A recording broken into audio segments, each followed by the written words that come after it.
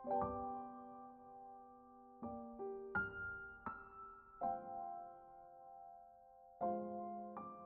Guys, welcome back to my channel. Thank you so much आप सबके इतना प्यार और सपोर्ट के लिए। अगर आप मेरे चैनल पर नए आए हो तो प्लीज़ पहले की वीडियोस को भी ज़रूर चेक कर लेना और मेरे चैनल को भी सब्सक्राइब कर लेना।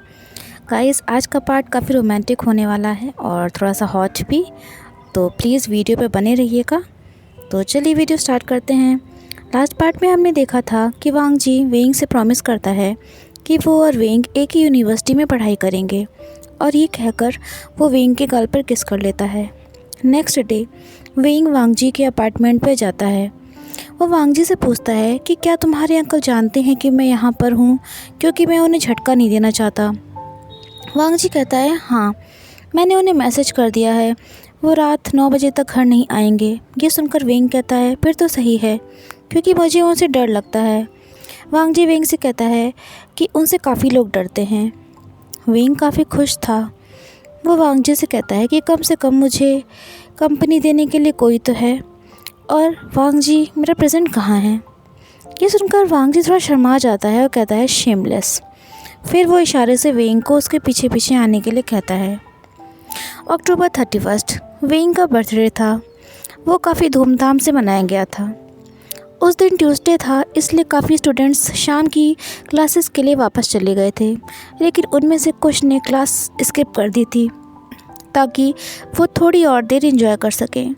वांग जी को ज़्यादा शोर शराबा नहीं पसंद था, फिर भी वो वेंग के साथ 1 घंटे तक किसी तरह कैरियोके एंजॉय करता है। वो धीरे से वेंग से पूछता है कि क्या अब हम चल सकते हैं। ये सुनते ही वेंग खुशी खुशी वांग जी के साथ चुपचाप वहाँ से निकल जाता है। 8 बज चुका था। वो दोनों म्यूज़िक रूम के अंदर पहुंचते हैं। पियानो के ऊपर एक छोटा सा गिफ्ट बैग रखा हुआ था।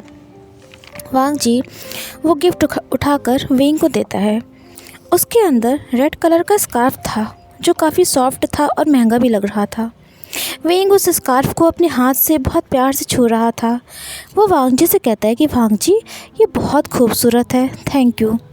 वेंग कहता है कि काफ़ी टाइम से अपने लिए एक स्कार्फ ढूंढ रहा था मैं, जब से मैंने अपना पुराना स्कार्फ खोया है। वो कहता है कि वांग जी, ये स्कार्फ उन सभी चीज़ों से काफ़ी अच्छा है जो मेरे पास ऑलरेडी हैं। वो उस स्कार्फ को अपनी नेक के अराउंड पहन लेता है और वांग जी से कहता है कि ये कैसा लग रहा है। वांग जी वेंग से कहता है कि ये स्कार्फ तुम पर काफ़ी अच्छा लग रहा है वेंग, और मुझे खुशी है कि तुम्हें ये पसंद आया।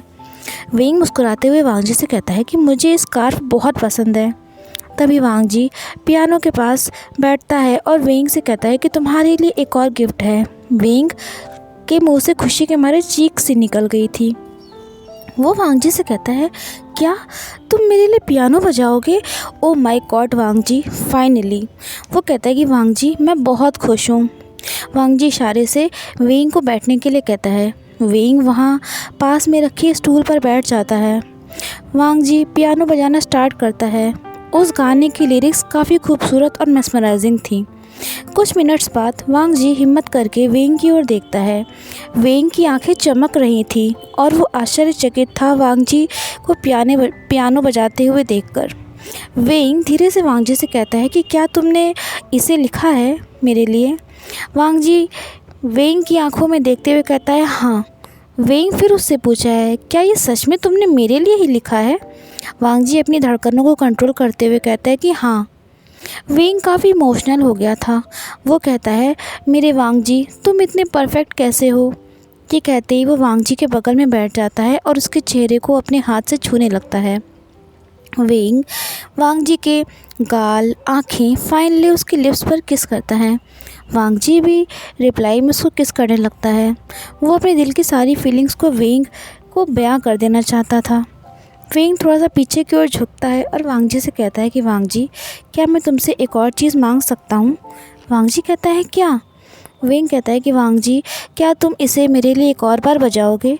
मैं बहुत खुश हूँ, क्योंकि ये सिर्फ मेरा है और हमेशा मेरा ही रहेगा। वो कहता है कि वांग जी, क्या तुम्हें इसे एक और बार बजाओगे जिससे मैं इसे रिकॉर्ड कर सकूं? वेंग की आवाज़ काफ़ी स्वीट सी हो गई थी। वो वांग जी की ओर देखते हुए कहता है कि वांग जी, क्या मुझे ये मिल सकता है? मैं प्रॉमिस करता हूँ कि इसे कभी किसी और के लिए नहीं बजाऊँगा। वांग जी धीरे से कहता है कि जैसा तुम चाहो। वो वेंग की इतनी प्यारी सी आंखें देखकर कभी मना ही नहीं कर सकता था। वेंग के चेहरे पर मुस्कुराहट थी। वो वांग जी को थैंक यू कहता है। वो वापस से स्टूल पर बैठ जाता है।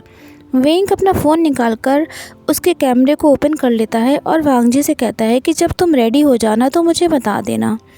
एक बार फिर वांग जी अपने वेंग के लिए पियानो बजाता है। जैसे ही वो पियानो बजाना बंद करता है, वेंग उसके पीछे खड़ा हो जाता है और अपने हाथ को वेंग के कंधे पर रख लेता है और उसके माथे पर किस कर लेता है। वेंग धीरे से वांग जी के कान के पास जाकर कहता है thank you. Wang ji reply में कहता है और अपनी आंखें बंद कर लेता है। वेंग धीरे से वांग जी से कहता है I love you so much Wang जी।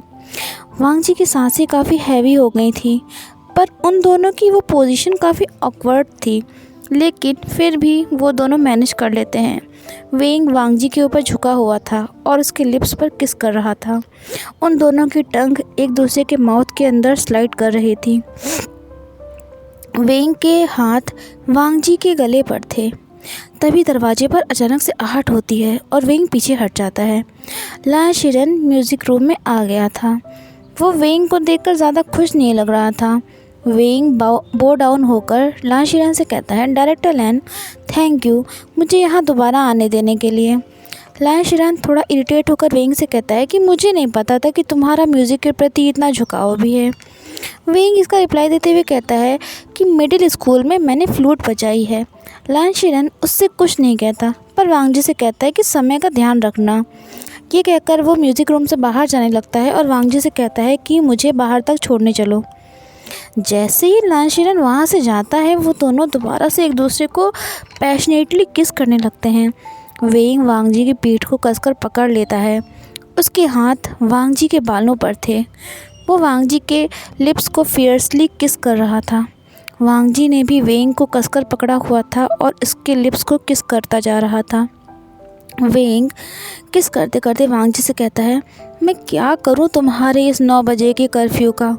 अगर तुम मेरे साथ शाम की स्टडीज़ के लिए रहते तो मैं तुम्हें अपने साथ 11 बजे तक रखता।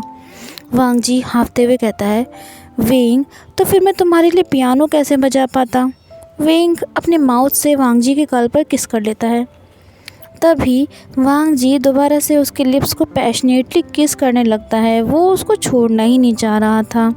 ऐसा लग रहा था जैसे वो दोनों सब कुछ भूल गए हों सिवाय एक दूसरे को, पर उन्हें एहसास था कि अब टाइम हो गया है। वांग जी अपना फोरहेड वेंग के फोरहेड पर रखता है और कहता है हैप्पी बर्थडे। वेंग हंसते हुए वांग जी से कहता है कि ये अब तक का मेरा सबसे अच्छा बर्थडे था। वांग जी ये सुनते ही वेंग को दोबारा से किस करने लगता है।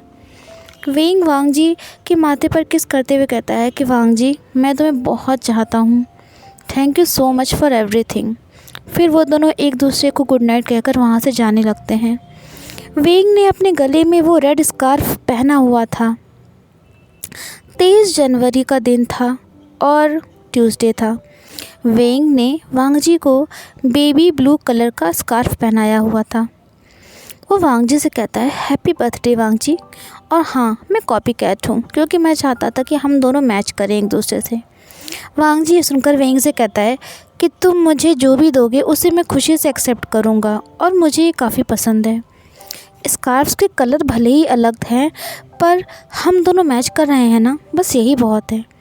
वेंग वांग जी से कहता है कि यू आर वेलकम और तुम पर ये काफ़ी अच्छा भी लग रहा है। वो वांग जी को न्यू सॉन्ग्स की पेन ड्राइव देते हुए कहता है कि ये लो, इससे तुम्हें काफ़ी कुछ सीखने को मिलेगा। वांग जी टोफू का एक टुकड़ा वेंग के राइस बाउल में रख देता है। वो दोनों कैंपस के थोड़े ही दूर पर एक रेस्टोरेंट में डिनर कर रहे थे ताकि शाम की क्लासेस अटेंड कर सकें। वेंग ने वांग जी से रिक्वेस्ट की थी कि वो शाम की क्लासेस को स्किप करके उसके साथ अपना टाइम स्पेंड करे, बर्थडे मनाए, पर वांग जी ने मना कर दिया था क्योंकि अगर वो ऐसा करता तो उसके अंकल को पता चल जाता। उसके टीचर्स डायरेक्टर लैन को सब कुछ बता देते। वेंग वांग जी से कहता है कि मुझे यकीन नहीं हो रहा कि सर्दी की छुट्टियां इतने पास में आ गई हैं। हमारे पास सिर्फ 1.5 हफ्ता बचा है। वांग जी कहता है हाँ। वेइंग के साथ बिताया हुआ वांग जी का एक एक पल कब बीत जाता था पता ही नहीं चलता था। वो दोनों शाम की स्टडीज़ के लिए ट्यूसडे और थर्सडे को एक दूसरे के साथ टाइम स्पेंड करते थे या फिर कभी कभी साई टाउन भी चले जाते थे। वांग जी की स्टडीज़ पर कोई फ़र्क नहीं पड़ा था। वो अभी भी क्लास में टॉप पर ही आया था और वेइंग ने अब उसे केमिस्ट्री में पछाड़ दिया था। वांग जी खुश था कि कम से कम उसके अंकल अब उससे कुछ कहेंगे तो नहीं ना। वेइंग खुश था कि वो अपनी सिस्टर से मिल सकेगा। वो वांग जी से कहता है कि मैं अब इंतज़ार नहीं कर सकता अपनी सिस्टर को गले लगाने के लिए और फिर उसके हाथ का बना खाना खाने के लिए। जियांग यानली ही एकमात्र ऐसी पर्सन थी जिससे वांग जी को जेलस फील नहीं होता था। वेइंग वांग जी से कहता है कि छुट्टियों में तुम्हारा कोई प्लान है। वांग जी रिप्लाई देते हुए कहता है कि मुझे अंकल से यूनिवर्सिटी के बारे में बात करनी है। वेइंग के चेहरे पर मुस्कुराहट थी। वो वांग जी से कहता है सच में? इसका मतलब वांग जी तुमने डिसाइड कर लिया है कि तुम्हें कहाँ जाना है? वांग जी कहता है कि हाँ, मैंने डिसाइड कर लिया है कि जो मैं करना चाहता हूँ उसके लिए न्यूजीलैंड कंजर्वेटरी बेस्ट है। ये सुनकर वेइंग काफ़ी एक्साइटेड हो जाता है। वो वांग जी से कहता है कि मुझे तुम पर बहुत प्राउड हो रहा है। तभी वेइंग कहता है कि कहीं तुम्हारे अंकल ने मना कर दिया तो? वांग जी कहता है कि हाँ, ऐसा हो भी सकता है, पर मैं पूरी कोशिश करूँगा। मैं एकेडमी के प्रति अपनी ड्यूटीज़ को भी निभाता रहूँगा। वेइंग अपनी चॉपस्टिक्स को नीचे रख देता है और वांग जी का हाथ पकड़कर कहता है कि वांग जी, हम दोनों अपना सपना साथ में पूरा करेंगे। इस बार वेइंग वांग जी को बिल पे नहीं करने देता। वो उससे कहता है कि वांग जी, इस बार प्लीज़ इसके लिए मुझसे बहस मत करना। आज तुम्हारा बर्थडे है, कम से कम आज तो मुझे बिल पे करने दो ना। ये सुनकर वांग जी कुछ नहीं कहता। वो दोनों वहाँ से निकल जाते हैं। एकेडमी पहुँचने के बाद वेइंग क्लासरूम में जाता है और उसके पीछे वांग जी भी था। उन दोनों को देखते ही जियांग चंग उनके मैचिंग स्कार्फ्स की तरफ इशारा करता है, जिससे वेइंग काफ़ी खुश हो गया था। नियो वैसांग भी वांग जी और वेइंग दोनों को देख रहा था गौर से। वांग जी के कान बिल्कुल रेड हो गए थे ये सब देखकर। नियो वैसांग कहता है कि आज रात क्या है? वेइंग उसे कहता है कि तुम्हें क्या चाहिए? आज हमारे 3 टेस्ट हैं और मैंने उसके लिए स्टडी गाइड्स को तैयार कर लिया है। वो नियो वैसांग से कहता है कि तुम्हें कौन सी चाहिए? तभी जियांग चंग वेइंग से कहता है कि मुझे यकीन नहीं हो रहा कि जो इंसान कभी पढ़ाई नहीं करता था आज वो किसी और के लिए पढ़ाई कर रहा है। वेइंग कहता है कि मैंने हेल्प करने के लिए कहा था और मैं करूँगा। वेइंग अपनी नोटबुक्स निकालकर नियो वैसांग को देता है और उससे कहता है कि इस साल एग्ज़ाम्स में अच्छे नंबर से पास होगे नियो वैसांग कहता है कि मैं सिर्फ पास होना चाहता हूँ, मेरे लिए उतना ही काफ़ी है। वो वेइंग से कहता है कि तुम मुझे शर्मिंदा होने से बचा लोगे वेइंग। वेइंग कहता है कि नहीं नियो वैसांग, तुम ये काम खुद करोगे। मुझे तुम्हारे लिए काफ़ी खुशी होगी कि मैंने तुम्हारी हेल्प करी। धीरे धीरे शाम की क्लासेस ख़त्म हो गईं। रात का 11 बज चुका था। सारे स्टूडेंट्स काफ़ी थक चुके थे और अपने कोट्स पहनने लगे थे क्योंकि बाहर काफ़ी बर्फ़ गिर रही थी। वेइंग वांग जी का हाथ पकड़कर उसे रोक लेता है जिससे कि सारे स्टूडेंट्स पहले निकल जाएं। जियांग चंग वेइंग से कहता है कि जल्दी चलो वेइंग। वेइंग रिप्लाई देते हुए कहता है कि जियांग चंग तुम आगे चलो, मैं अभी आता हूँ। इससे पहले कि जियांग चंग कुछ और बोल पाता, नियो वैसांग उसे पकड़कर अपने साथ ले जाने लगता है। सारे स्टूडेंट्स जब निकल जाते हैं तब वेइंग वांग जी को एक कोने में ले जाता है और उसके कमर को पकड़कर खड़ा हो जाता है। वो वांग जी के गले पर किस कर लेता है। वेइंग वांग जी से कहता है कि आज मैं तुम्हें घर तक छोड़ने के लिए साथ चलना चाहता था, पर मुझे पता है कि तुम मुझे ऐसा करने नहीं दोगे। वांग जी वेइंग से कहता है कि अगर तुम मेरे साथ चलोगे तो तुम टाइम से अपने घर नहीं पहुंच पाओगे ना। वेइंग वांग जी से कहता है कि मुझे कोई प्रॉब्लम नहीं है इसमें, क्योंकि मुझे सोते सोते तो रात का 1 बज ही जाता है। वांग जी कहते हैं कि वेइंग तुम्हें जल्द से जल्द घर जाना चाहिए क्योंकि काफ़ी ठंड है। वेइंग उससे कहता है कि तुम मुझे वार्म रखोगे ना। पर वांग जी उसके हाथों को धीरे से अपने हाथों में पकड़ लेता है और कहता है weighing thank you birthday wishes के लिए। वेइंग मुस्कुराने लगता है। वो वांग जी से कहता है कि वैसे भी आज का ज़्यादातर टाइम तुमने स्कूल में ही बिता दिया, क्या फेस्टिवल्स के टाइम तुम मेरे साथ ज़्यादा देर के लिए रहोगे? वांग जी कहता है हाँ, मुझे खुशी होगी। वेंग काफ़ी खुश था ये सुनकर। वो दोनों तरफ देखता है और फिर वांग जी के लिप्स पर किस कर लेता है और उससे कहता है कि मैं तुमसे कल मिलूँगा। संडे का दिन था, काफ़ी बर्फ़ गिरी हुई थी। वेंग वांग जी की बाहों में आता है और उसे टाइटली हक कर लेता है। अभी वांग जी उससे कहता है, वेंग ये क्या कर रहे हो, हम ऐसे नहीं चल सकते। वेंग ये सुनकर हंसने लगता है। वांग जी उससे कहता है कि अगर तुम पीछे नहीं हटे ना तो मैं तुम्हें गुदगुदी कर दूँगा। ये सुनते ही वेंग थोड़ा सा पीछे हट जाता है, पर अभी भी वो हंस रहा था। वो वांग जी के हाथ को पकड़ लेता है। इस बार वो साई टाउन में नहीं गए थे, बल्कि नॉर्थ में जो माउंटेन्स थे वहाँ पर जाते हैं। वांग जी वेंग को रास्ता बताते हुए चल रहा था। वो दोनों जंगल के काफ़ी अंदर चले गए थे, जहाँ पर ठंडे पानी का एक झरना भी था। वेंग कहता है कि वाह वांग जी, ये तो कितना सुंदर है ना, ये सब तुम्हारी फैमिली का है। वांग जी कहता है हाँ, उन दोनों को 2 घंटे लग गए थे वहाँ पहुँचने में। वेंग कहता है अच्छा है, कम से कम ये लोगों से बचा तो रहेगा ना। वेंग झुककर पानी में अपनी फिंगर्स डाल देता है। वो वांग जी से कहता है कि क्या तुमने कभी यहाँ स्विमिंग की है। वांग जी कहता है कि नहीं। वो कहता है कि गर्मियों में भी यहाँ का पानी इतना ही ठंडा रहता है। तभी वेंग उससे कहता है कि तुम इस पानी में कूदने की हिम्मत करोगे। वांग जी कहता है नहीं। वेंग कहता है कि वांग जी क्या तुम चैलेंज करोगे मुझे जंप करने के लिए। वांग जी कहता है कि नहीं, क्योंकि मुझे पता है कि तुम कूद जाओगे। ये सुनकर वेंग हंसने लगता है। वेंग वांग जी से कहता है कि सच कहा तुमने। अच्छा ठीक है, हम पिक्चर्स तो ले सकते हैं ना एक दूसरे की। वो लोग वाटरफॉल के किनारे कई फ़ोटोज़ लेते हैं, लेकिन एक फ़ोटो खींचते टाइम वेंग वांग जी के गाल पर किस कर लेता है। वो काफ़ी खुश था। फिर वो वांग जी की तरफ मुड़कर उसके लिप्स पर डीप एंड सॉफ्ट किसेस करने लगता है। वांग जी अपने हाथ से वेंग की कमर को पकड़ लेता है और किस करने लगता है। वेंग किस को रोक देता है, पर वांग जी से अलग नहीं होता। वो अपना फोरहेड वांग जी के फोरहेड से टच करते हुए कहता है, वांग जी मैं हमेशा के लिए ऐसे ही रहना चाहता हूँ। तभी वांग जी कहता है कि वेंग तुम्हें ठंड लग जाएगी। वेंग वांग जी के नज़दीक जाकर कहता है कि मुझे तुम्हारे साथ ऐसे रहते हुए कभी ठंड नहीं लगेगी। तुम्हारे साथ रहना और तुम्हें प्यार करना मुझे घर जैसा लगता है। वांग जी का शरीर काँप रहा था, पर ठंड की वजह से नहीं। वो वेंग को अपनी ओर खींचकर कसकर गले लगा लेता है। उसको समझ में नहीं आ रहा था कि वो वेंग को क्या जवाब दे। वांग जी ने आज तक ऐसा फील ही नहीं किया था। उसने वेंग को ऐसे गले लगाया हुआ था जैसे कि उसके लिए कोई और चीज़ मैटर ही नहीं करती हो। वो वेंग के माथे पर एक लॉन्ग किस करता है ताकि वो वेंग को अपने प्यार का एहसास करवा सके। तभी वेंग पीछे हो जाता है और वांग जी से कहता है कि चलो हम कुछ खाने के लिए चलते हैं। वो लोग एकेडमी की तरफ वापस जाने लगते हैं। 5 बज चुका था। वो लोग नूडल्स ऑर्डर करते हैं। वे वुशियन खाना खाने के बाद वांग जी के लिप्स पर फिर एक बार किस कर लेता है। फाइनली अब वो दोनों अपार्टमेंट पहुंच चुके थे।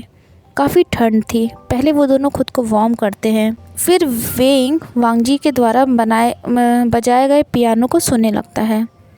वांग जी ने जो गाना वेंग के लिए लिखा था, वेंग उसे बड़े गौर से सुन रहा था। तभी वो वांग जी से कहता है कि तुमने मुझे कभी इस सॉन्ग का नाम नहीं बताया, इसका नाम क्या है। वांग जी थोड़ा सा हेजिटेट फील कर रहा था और शाय भी। थोड़ी देर बाद वो नाम बताता है और कहता है वांगशियान। ये सुनते ही वेंग के चेहरे पर स्वीट सी स्माइल आ जाती है। वो कहता है वांग जी आई लव यू, और मुझे ये गाना बहुत पसंद है। वेंग ज़मीन पर लेटे लेटे वांग जी से कहता है कि मेरे पास आओ ना वांग जी, मैं तुम्हें प्यार करना चाहता हूँ। वांग जी थोड़ा सा चौंक गया था ये सुनकर, पर वो वेंग के पास चला जाता है। वो वेंग के बगल में बैठ जाता है और उसे गले लगा लेता है। वांग जी हल्का सा कांप जाता है क्योंकि वेंग उसका स्वेटर निकालने लगा था। वांग जी की हल्की सी कमर दिखने लगती है जिसको वेंग अपनी फिंगर से टच कर रहा था। वांग जी नीचे झुककर वेंग की नेक को सक करने लगता है और हल्का सा बाइट भी कर लेता है। वेंग अपना सर पीछे की ओर झुका लेता है जिससे कि वांग जी अच्छे से उसकी नेक पर किस कर सके। वेंग के हाथ वांग जी के बैक पर थे। वो चाहता था कि वांग जी पूरी तरह से उसके ऊपर आ जाए, पर वांग जी मना करता है। दोनों की ही बॉडी काफ़ी हॉट हो गई थी। वांग जी अभी भी वेंग की गर्दन पर किस करता ही जा रहा था। वेंग की बॉडी कांपने लगी थी। वांग जी वेंग की नेक को सक कर रहा था और किस भी कर रहा था। वांग जी वेंग के सेंसिटिव पार्ट जो कि कान के नीचे था उसे सक करने लगता है। वेंग के हाथ वांग जी के हेयर्स पर थे। वांग जी वेंग को और टाइटली पकड़ लेता है। तभी वांग जी अपना सर उठाकर वेंग की ओर देखने लगता है कि वेंग के ऊपर क्या असर हुआ है इन सब चीज़ों का। वेंग का फेस बिल्कुल रेड हो चुका था। तभी वांग जी का हाथ वेंग के बैक पर चला जाता है। फिर वो धीरे से वेंग के दोनों लेग्स के बीच में आ जाता है। वेंग की बॉडी कांपने लगी थी वांग जी को ऐसे देखकर। वो मौन कर रहा था। अब वांग जी वेंग के ऊपर था। तभी वेंग अपना हाथ वांग जी के स्वेटर के अंदर डालकर उसके सीने पर रख देता है। वांग जी की बॉडी उसके कंट्रोल में नहीं थी, पर फिर भी वो किसी तरह से खुद को कंट्रोल करता है। इस बार वो वेंग को रफली किस करने लगता है। वांग जी वेंग के नीचे के होंठ को अपने दांतों से पकड़ लेता है। फिर उसके बाद उसकी टंग वेंग के मुंह के अंदर रोल करने लगती है। वो अपना हाथ वेंग की शर्ट के अंदर डाल देता है और उसकी बेयर स्किन को टच करने लगता है। वांग जी का हाथ वेंग के सीने पर था। वेंग वांग जी की नेक को अपने मुंह से सक करने लगता है। वो रफ वॉइस में कहता है, कैसा लगा आर्गा का? वांग जी की आवाज़ ही नहीं निकल पा रही थी और इससे पहले कि वो कुछ कह पाता या समझ पाता, वेंग उसको नीचे करके उसके ऊपर आ जाता है। वो अपना हाथ वांग जी के सीने पर रख देता है। वेंग नीचे झुककर वांग जी को किस करने लगता है कि तभी वांग जी के हाथ वेंग की कमर पर चले जाते हैं। वांग जी के हाथ वेंग की शर्ट के अंदर थे और उसकी पीठ पर ऊपर नीचे हो रहे थे। वेंग का चेहरा वांग जी की गर्दन के पास था। उन दोनों की बॉडी काफ़ी हॉट हो चुकी थी। उसकी सांसें काफ़ी गर्म थीं जो वांग जी के कॉलर बोन से टकरा रही थी। वांग जी वेंग के शोल्डर की बेयर स्किन पर काफ़ी हार्डली बाइट कर लेता है। फिर एक बार वांग जी उसके ऊपर आ जाता है। वेंग की पीठ ज़मीन पर थी। अब वांग जी उसके ऊपर था। वांग जी उसके दोनों हाथों को वेंग के सिर के ऊपर पिन कर देता है। वेंग ये देखकर मुस्कुराने लगा था। उसको यकीन नहीं हो रहा था कि वांग जी उससे इतना प्यार करता है। वांग जी का हाथ वेंग के सीने पर था। उसे वेंग की तेज़ धड़कनें सुनाई दे रही थी और उसे खुद की भी धड़कनें सुनाई दे रही थी। वेंग वांग जी से कहता है, वांग जी मुझे किस करो। धीरे से वांग जी नीचे झुककर वेंग के माथे पर किस करता है। फिर उसकी आंखें, उसके गाल, उसके चिन, फाइनली वो वेंग के लिप्स को डीपली किस करने लगता है। उन दोनों की टंग एक दूसरे के माउथ के अंदर रोल कर रही थी। कुछ टाइम वो दोनों ऐसे ही एक दूसरे के साथ रहते हैं। फिर कुछ टाइम बाद वो वेंग के हाथों को छोड़ देता है। वांग जी वेंग का चेहरा अपनी तरफ करके लेट जाता है। उनके फोरहेड्स एक दूसरे से अटैच्ड थे। वांग जी वेंग के हाथ को पकड़कर उन पर किस कर लेता है। वो दोनों एक दूसरे को के करीब कुछ मिनट्स तक ऐसे ही लेटे रहते हैं। वो दोनों एक दूसरे के दिल की धड़कनें सुन रहे थे। वेंग वांग जी से कहता है कि तुम्हें पता है वांग जी, मैं तुम्हें बहुत चाहता हूँ। वांग जी अपने हाथ से वेंग के हाथ को दबा देता है। वेंग कहता है कि वांग जी, कभी कभी तो मुझे ऐसा लगता है कि मैं तुमसे इतना प्यार करता हूँ कि इसके वजन के नीचे मेरा दम घुट जाएगा। वो वांग जी के सीने के ऊपर जो शर्ट का पार्ट था उसे पकड़ लेता है और उससे कहता है कि वांग जी, तुम मेरे लाइफ की बेस्ट चीज़ हो। वांग जी कुछ भी नहीं बोल पाया। वेंग धीरे से कहता है कि वांग जी, इट्स ओके, तुम्हें मुझसे ये वापस कहने की ज़रूरत नहीं है।